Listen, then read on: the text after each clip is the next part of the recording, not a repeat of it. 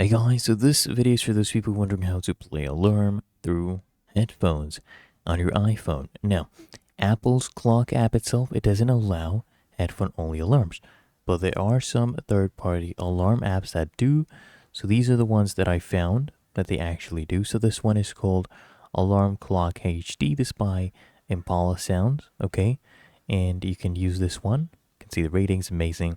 This is another one. This is Sleep Cycle, okay? This one also lets you use headphones. You can also, track your sleep stages as well. Okay, we have Alarmy as well, this one, right? So I can use these. So this is the third one. I also have another one. So all of these are free, by the way. They're all free apps found for you. And then we have Pillow. Pillow is also another sleep tracker. You can also play alarms through your headphones as well. Okay, so these are the four apps you can use. Otherwise, you cannot use the default Apple Clock app for that. If you found this helpful, make sure you smash that like button and subscribe to App Mentor.